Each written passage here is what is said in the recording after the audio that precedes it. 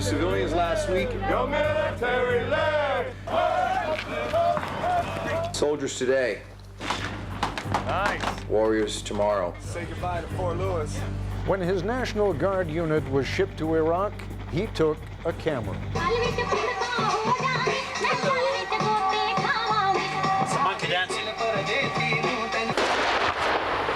All it takes is one bad day.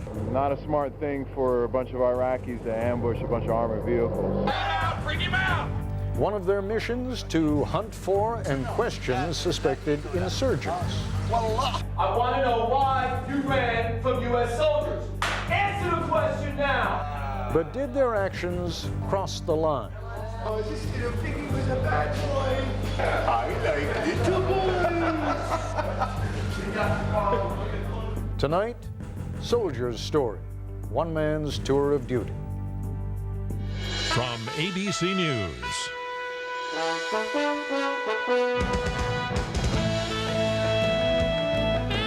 This is Nightline. Reporting from Washington, Ted Koppel.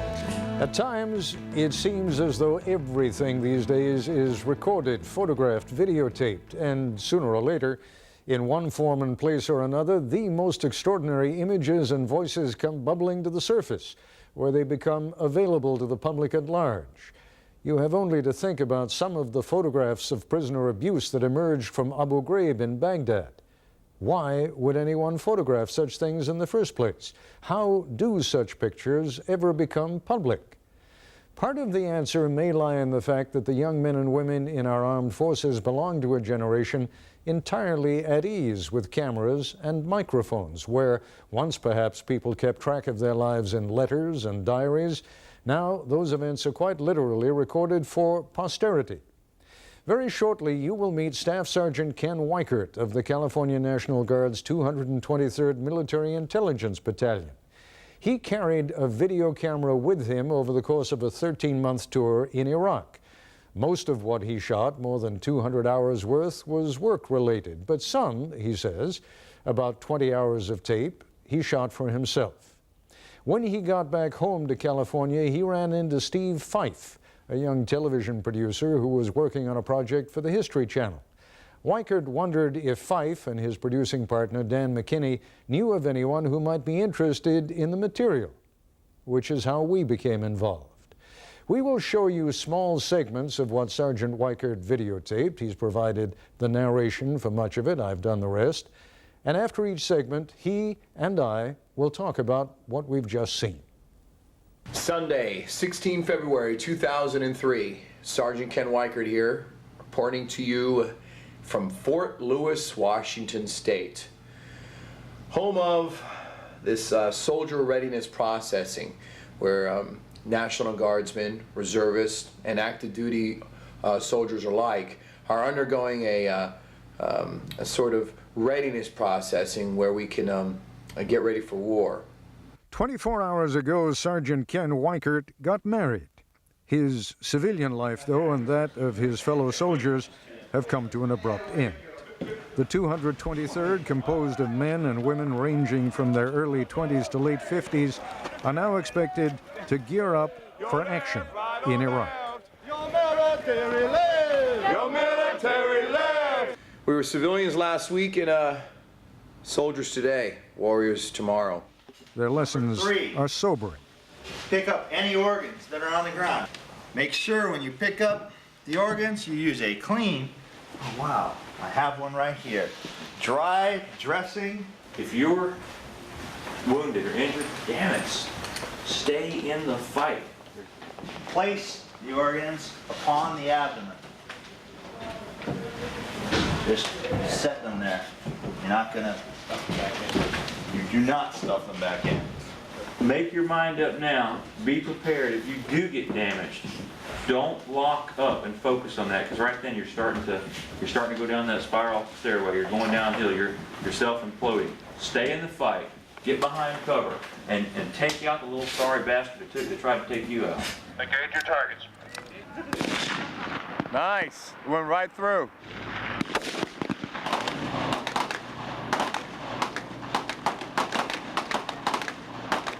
They're taught how to decontaminate their skin should they be caught in a chemical attack. You got to pay special attention to the corners of your mouth.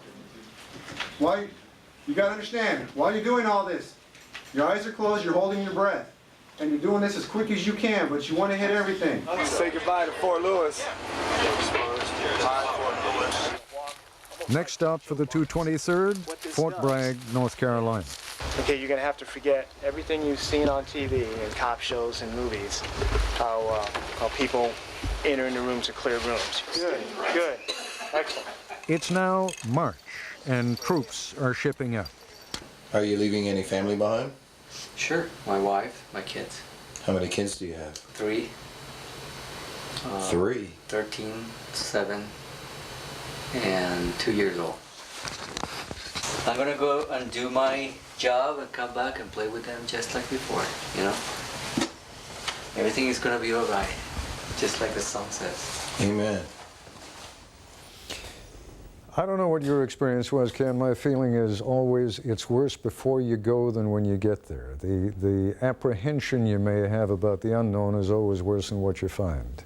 How was it in your case? Absolutely. I must admit, once we were there, you know, the tension adjustments were based on the mission, you know, requirements, but leading up to it was 500% more tension than it's pretty scary stuff. I mean, they're showing you how to, you know, sort of place the organs that have spilled out of someone's guts and just sort of lay him on his belly. You know, how to wipe off that you're still expecting at that point. Maybe chemical weapons. How to clean them off. Was there a little bit of bravado in that when you're facing the camera and you know we're warriors coming up, right?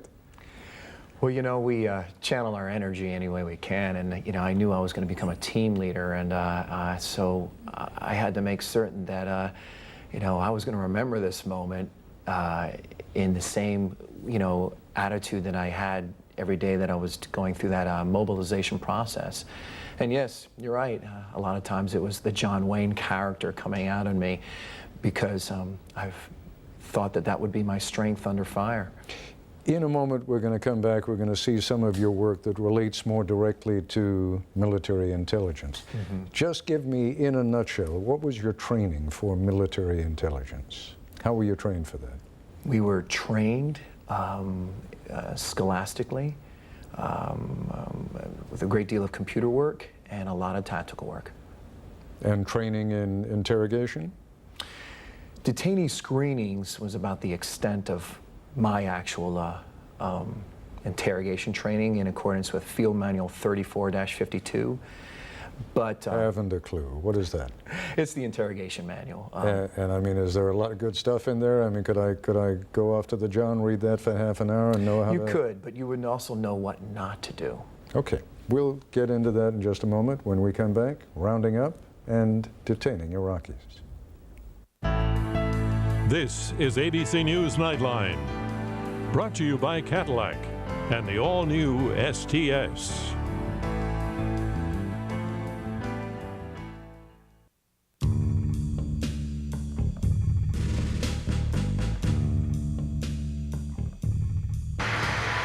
Tuesday morning, they're ready to go out through 7 Cav and kick some ass.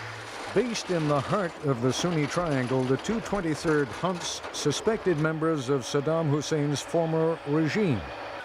But their intelligence isn't always accurate. Bring him out! We're off by a little bit. Okay, so we're next door. Things happen. Just tell them not to be afraid. Tell them they're going to be safe. It's okay. It's okay. Come on out. Come on out.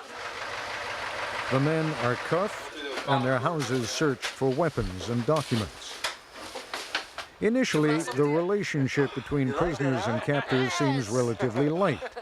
This man is seeing what he looks like on a video screen for the first time. This detainee, though, perhaps fearful or resentful, is giving off different vibes. He's too good to be here. He's a rich man. Yeah, well, he did something wrong. The detainees may or may not be legitimate suspects. Following preliminary interrogation here, they'll either be released or sent on to one of the bigger prisons in Baghdad. Is humiliation of the prisoners a necessary or even useful part of the process?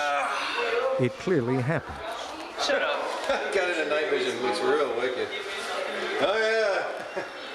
All right, hit your list.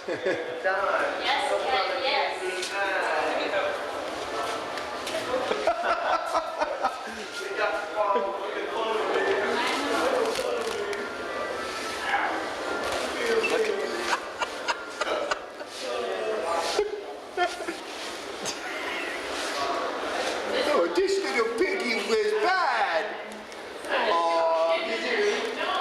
Oh, this little piggy was a bad boy.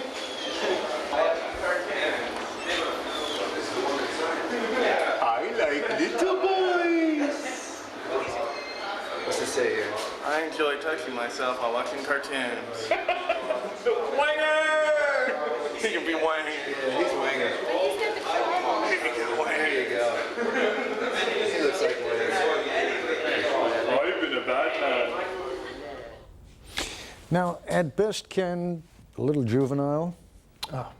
A great deal juvenile, and that's absolutely wrong, and I definitely don't support those actions. At worst, humiliating people who may or may not have done anything wrong, but who sure aren't going to feel very good about Americans after they leave your custody. Right? It's true. It's true, and that's why, you know, if I may, that's why as soon as that camera was turned off, I told those gentlemen to change the sandbags and change the blindfolds with no more cartoon character renderings whatsoever, because, you know, that's the reason why people like me were in Iraq. We're generally older and we're authority figures, and we were there to, you know, keep things by the book and keep to our training and our professionalism. And that's why I think it's important for your viewers to see what was really going on. Yes, mistakes were made. How did it get to that? Where do young soldiers get the notion that that's a way to treat even enemy combatants? But in this case, we're not even talking about enemy combatants. We're talking about people you picked up in the middle of the night who may or may not have some information that's worthwhile. It's true. It's wrong. And I'm glad I was there to put a stop to it. Myself and my other colleagues that were on my team, this is not Abu Ghraib. This doesn't rise anywhere near to the level of, you know, human pyramids of naked men or guys on dog leashes.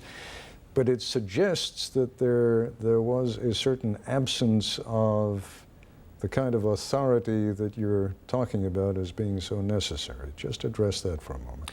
Of course. What I can share with you and for your viewers is the other side of the story, exactly what you saw on the tapes. Because I gave you everything unedited.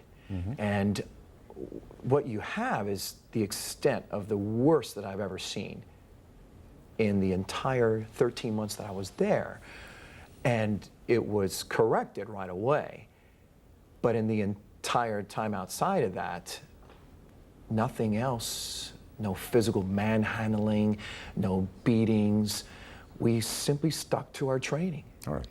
We will have a chance to look at what went on inside the interrogation room in a moment, because you shot that too, and I commend you for making all of that available to us. Thank you. We'll take a look in a moment.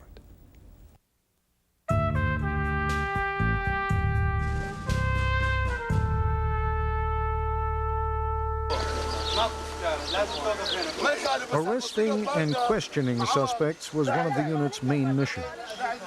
You know you have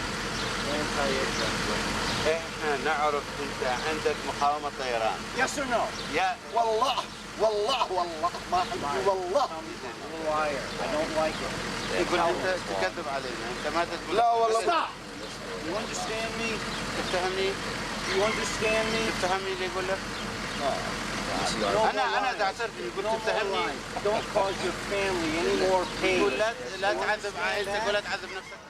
The 223rd decided who was held, who was released, and whether detainees were sent on to the main U.S. jails in Baghdad and Tikrit for further interrogation.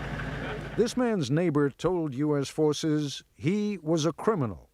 The MPs arrested him because he fits the description of the criminal they were looking for. Okay, stop. Okay, Stop. off one. And keep swearing to God, I'm not lying, I'm telling the truth. Everyone knows me, I'm just a farmer. Tell him, right now he has to worry about us, not God, and we don't want to hear God go on. Just tell him. The military police think that he's a criminal they've been looking for.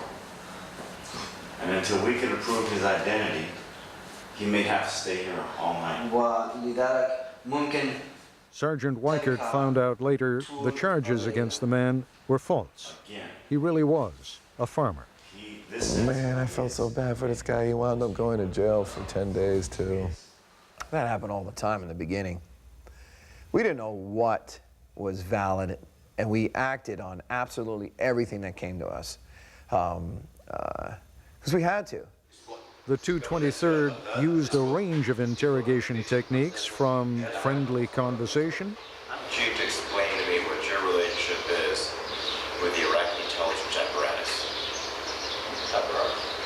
Yeah. to loud confrontation.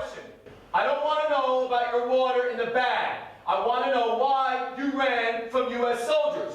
Answer the question now. To forcing detainees to maintain uncomfortable positions during questioning. I don't want your excuses about how much it hurts. I want you to sit up.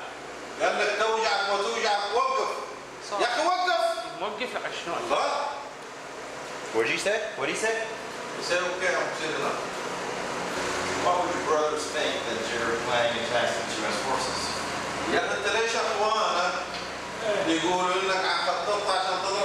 Sit up. What did you do that?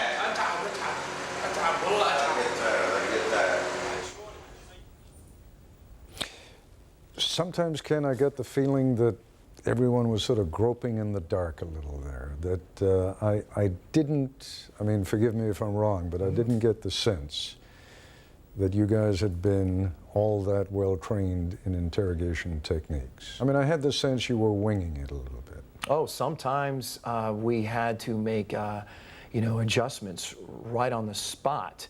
But our training in the U.S. military is second to none. And in my 15-year career with the military, I've never seen more professional acts of detainee screenings than ever in my entire career. Relate what we have just seen to your training. For example, when the one detainee is invoking the name of God, and I forget whether it was you or someone else says, tell him, he doesn't have to worry about God right now, he has to worry about us. Part of your training? Our training gets to the point of where we have to evoke emotions from people, because we don't physically manhandle people. So the only way to get the type of secrets from people that will help save lives of Iraqis and coalition forces would be to evoke emotions. So what are the ground rules, what are the limits in terms of, I think anybody can empathize. If you're kneeling on a stone floor with your bare knees for 30 seconds, not a problem. Try doing it sometime when your hands are tied behind you for 30 minutes. That's a painful process. Very painful. So where do you guys draw the line? We made the judgment call. We did, and when the person really physically could not maintain that posture, we relaxed on them and just tried it another day. Although this guy was having trouble maintaining the posture, and you were telling him, by God, you maintain that posture. You sit up straight. Now, I'm not criticizing what you're doing.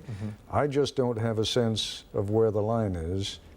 And I'm not sure that there's anything down in black and white that you guys had. But there is. There is something black and white, and this is the real side of the story. When you have someone on their knees like that and their hands bound, it's going to protect you from getting some sort of attack from the detainee, which had happened to me in one of my detainee screenings, where the person got loose from his bounds and sat down like this on his side, and all of a sudden I turned around and the detainee was choking my female translator. And how do you react to that? We put these people in these positions to protect ourselves and to protect them, so when they're out on the streets, they won't, you know, tell the resistance members that may find them what they had witnessed. All right. I'll be back in a moment with a note about part 2 of the soldier story. Ken Weichert and I will be back tomorrow. To receive a daily email about each evening's Nightline and a preview of special broadcasts, log on to the Nightline page at abcnews.com.